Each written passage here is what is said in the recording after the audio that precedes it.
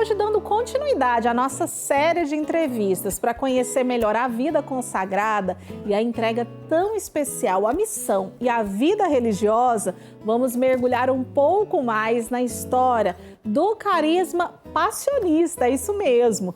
E para nos ajudar a entender essa caminhada, a gente vai conhecer a história de alguém que carrega mais de 54 anos, minha gente, de dedicação à vida religiosa e que se define como uma passionista peregrina. Nossa entrevistada de hoje é a irmã Maria José. Irmã, seja muito bem-vinda aqui na nossa família de amor. É uma alegria receber a senhora, viu? A alegria é minha, né? A oportunidade da gente estar junto, a oportunidade da gente divulgar o que a gente ama, né? O que a gente vive, o que a gente acredita. É uma alegria. Irmã, muito fofa, não é? É uma vida, né? Vivendo dentro do carisma passionista. São 54 anos como consagrada. Sim. Como que surgiu essa vocação da senhora? Eu sei que foi bem jovenzinha, né? Conta um pouquinho pra gente. Eu acredito que tenha sido um chamado de Deus, né? Mas um chamado de Deus que se deu numa família muito católica, muito religiosa, e que os filhos eram encaminhados para a igreja muito cedo, muito sempre. Eu me lembro que o dia que a gente não podia ir à igreja, a mamãe dizia, bom, então vamos lembrar que ninguém pode brincar hoje, porque está cansado. Olha! E assim ela conquistava a gente para ir para a igreja, né?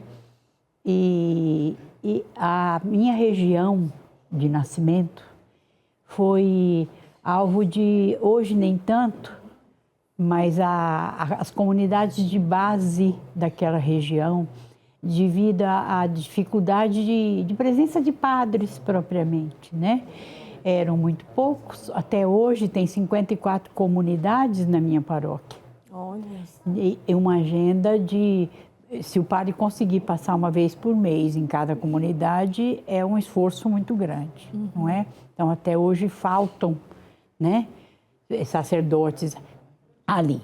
E na questão da comunidade de base, nós que éramos os mais jovens e tínhamos o domínio da leitura, da fala, da comunicação na época, né, que era muito restrito. Se hoje ainda é uma dificuldade, na época, mas era quem tinha essa possibilidade, que frequentava uma escola, que estava ali ensinando, ajudando a ensinar a ler, porque as salas de aula eram multisseriadas, se reunia 45, 40, 35, 40 garotos de todas as condições, de todas as etapas na mesma turma. Então você não sabia se você era educador, professora ou aprendente, você entendendo? Era aprender com quem estava aprendendo e aprender ensinando. Isso, acho que a minha vocação nasceu ali, né, naquela comunidade de base. E a senhora conheceu quando, em que momento, os passionistas? E o que encantou a senhora? Os passionistas, eles têm uma atividade de pregação de missões populares. Até hoje eles têm isso, em lugares afastados, em lugares pouco cultivados em termos de religiosidade, de religião católica. E mesmo lugares, cidades que precisam de uma revitalização da fé, né? A gente tem ali, então, os passionistas com as missões populares. Hoje, inclusive, eles contam conosco para ampliar essas equipes, né, nas missões populares. E foi numa missão popular, numa comunidade vizinha, eu descobri que tinha eu tinha uma admiração enorme pelos padres passionistas e o padre me disse, eu ali descobri que tinha uma vocação similar, uma vocação religiosa similar à dos passionistas para mulheres. E cheguei em casa com essa surpresa, né? Você é irmã passionista. Porque o padre me deu um santinho, aquele santinho eu guardei por anos e por ali, né? Eu era ainda muito criança. Mas eu, a partir dali, entendi e não me acomodei mais, dei um bom desassossego papai e mãe, né? Imagino! Porque, na época, sair de casa com tão imagino. pouca idade era um risco, né? Que idade a senhora tinha, irmã? Eu tinha 13 anos 13 quando eu anos. entrei. Adolescente. Eu tinha 13 anos e era meio professora dos meus irmãos e acompanhante daquela criançada que crescia. Eu sou de uma família, a terceira família, a primeira mulher de 15 irmãos, né? Depois meus pais, inclusive, adotaram outros para conviver conosco, atendendo a necessidade deles. E a gente teve, inclusive, irmãos adotivos ali no nosso meio, né? Hoje a família está meio espalhada na metade do Brasil, né? Na metade do mundo e está tudo certo. São muitos, né, Vanessa? É verdade. A minha vocação nasceu, acredito que da atuação da SEBS em uma comunidade católica que se assumiu como evangelizadora numa colônia rural de plantadores de café, de cultivadores da terra. Do povo simples, né, irmã? Mas que tem muita fé no coração. Queria até mostrar aqui, ó, essa foto tão especial que foi do jubileu, a comemoração dos 50 anos, viu, gente? De vida religiosa da irmã Maria José. Ó, ela aqui, ó. Peraí, aqui. Não, de cá. Ela aqui, ó, a primeirinha aqui, ó, nessa celebração, que há 4 anos atrás, né, irmã? Que a senhora já tem 54 anos de vida religiosa. E a gente volta a falar com a irmã logo após o intervalo, de volta aqui no Família de Amor, na companhia da irmã Maria José, passionista, que está nos contando um pouquinho, né, sobre a sua missão, a sua vida religiosa, 54 anos, entregando a sua vida, dizendo seu sim diariamente a Deus e também ao próximo. Que carisma bonito, né, Ana? Eu também acho, Vanessa, enquanto a gente estava até no intervalo, a gente comentava um pouco desse grande exemplo. Imagina, aos 13 anos ali, chama, pulsar no coração e desde essa época até hoje só foi conquistando, vivendo, tendo novas experiências, mas a certeza do amor realmente e a serviço. Um chamado nesta idade, uma conscientização do chamado nessa idade, cria dificuldade para os pais. Inclusive hoje. Hoje ninguém entra aos 13 anos, né? Aos 13 anos é hora de colo ainda, né? Quem acompanha a pastoral vocacional precisa mediar e alimentar esse chamado até que chegue a hora de efetivamente realizá-lo, né? Mas existe, aí é um chamado, e eu peço a Deus que as pessoas não se deixem, não se façam de surdos a esse chamado, porque se sabe de tantas jovens chamadas cuja dificuldade da família as acomoda para não responder. Uhum. E é difícil? É difícil deixar a família, é difícil abrir mão de sonhos dos pais, né? Sair do ninho. Sair do ninho, a desacomodar hoje, né? E especialmente hoje com a situação e o perfil de uma família bastante reduzida. Vai dizer, eu tinha tanto, sair mais uma não fazia diferença. Não foi assim na minha casa, eu fiz muita diferença. Porque, inclusive, a minha mãe precisava de mim. E eu me lembro que eu tinha esse conflito no início do meu ingresso na vida consagrada, né?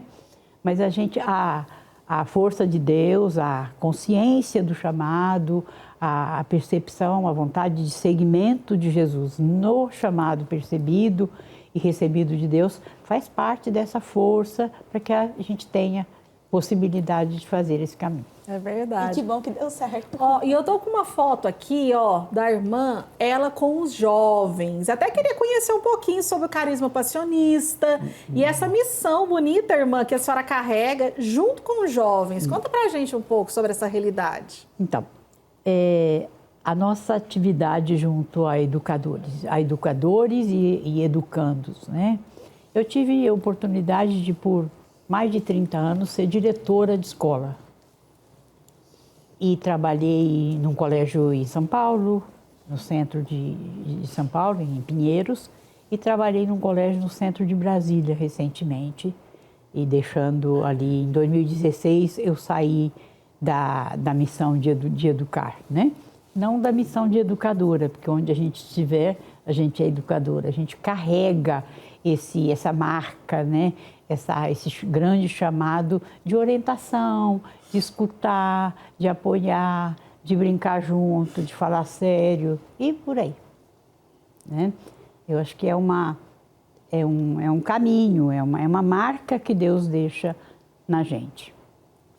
Irmã, e a senhora está aí em mãos a Constituição, né? Que a senhora, inclusive, participou da sua atualização. Conta essa realidade para a gente. Toda congregação tem na Sagrada Congregação o seu diretório de vida, a sua constituição de vida, o seu estilo de ser, o seu sentido na igreja, o seu carisma, a sua espiritualidade, né? Ligada ao histórico de fundação, ligada às orientações da igreja, às orientações canônicas da igreja, que reconhece e aprova essa congregação na igreja. E a família e a congregação, nossa congregação das Irmãs Passionistas, faz parte de uma família passionista. São vários ramos de fundação, com o mesmo carisma, com missão similar, né? Nessa linha de evangelização, de trabalho. Tem os padres, tem as monjas contemplativas, tem grupos leigos que nós chamamos de CLP, Comunidade Laical Passionista. Aqui em Goiânia tem um grupo no Solange Parque, onde nós estivemos por vários anos ali, inclusive foi o nosso noviciado por um bom tempo. Hoje nós já não moramos ali mais, mas frequentamos ali e somos de alguma forma representadas ali, o carisma é representado ali pela CLP, que é a Comunidade Laical Passionista. Senhores e senhoras casados, avós, dono da própria família, né? Líderes da própria família, que querem viver e participar do carisma e da espiritualidade da congregação. E nós temos muitos grupos pelo Brasil e pelo mundo todo, dos leigos. Temos também, estamos presentes como comunidades em todas as regiões do Brasil e estamos aí presentes, graças a Deus e graças à força dele, o impulso dele, né? Em 26 países do mundo, né? A nossa congregação. E ela comungamos com todos os ramos passionistas. Ô, irmã, e aqui eu tenho uma foto que é uma relíquia, né? Aqui nós temos nada mais, nada menos que a irmã Maria José, junto com São João Paulo II, enquanto estava no seu pontificado, né, irmã? Com certeza. Conta um pouquinho sobre essa realidade aqui pra gente. Eu tive a oportunidade de estar em Roma num trabalho da congregação, numa reunião que reunia representantes de todos os países onde nós estamos, né? Nós chamamos de capítulo, as congregações em geral chamam de capítulos, né? E acontece a cada X tempo, né? Cada mandato, como chamam, né? Em geral tem as eleições, em geral tem as nossas... É um exercício de democracia que une a congregação toda, né? E um exercício de sinodalidade, como fala a igreja hoje, que é esse caminhar juntos, esse programar um caminho de unidade, de comunhão de vida, né? E eu estive, então, em Roma nesse período. Me parece que eu não tenho muito presente o ano, mas parece que ela é de 99.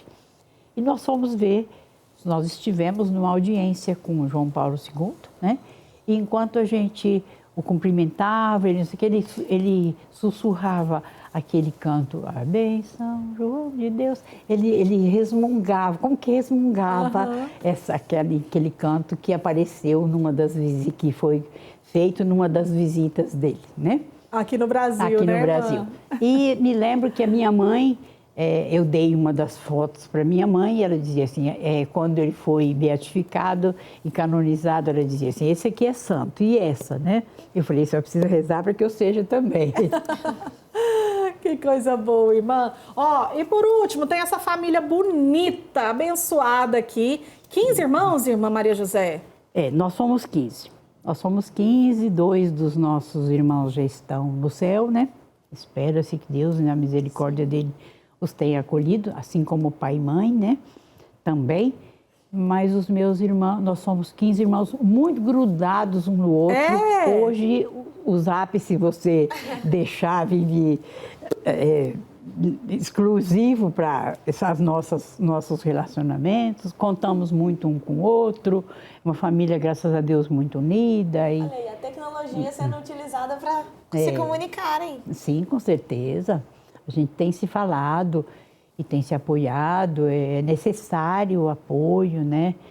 E ontem à noite mesmo, dizendo que a gente estaria aqui, eu disse que se alguém quisesse, pudesse, ver se grava para nós, não sei o quê. Vai estar no YouTube depois, viu, então, irmã? se Eles vai vão poder estar no assistir. YouTube, Eles vão podem conseguir assistir em outro momento, porque completamente. todos têm muito trabalho e tem gente cuidando de idosos aos 100 anos, né? Uma das minhas irmãs cuida do sogro dela que tem 100 anos, fez 100 anos recentemente, né?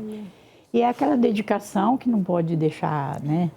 E cuidando de neto e feliz. A minha irmã mais nova chegou o primeiro neto agora, então é o xodó da família, né? E Tudo motivo de alegria, família né, é dom de Deus, Dom e se de souber verdade. cultivar, encaminhar, a gente tem um grande instrumento de humanização das relações, de humanização de tudo, né?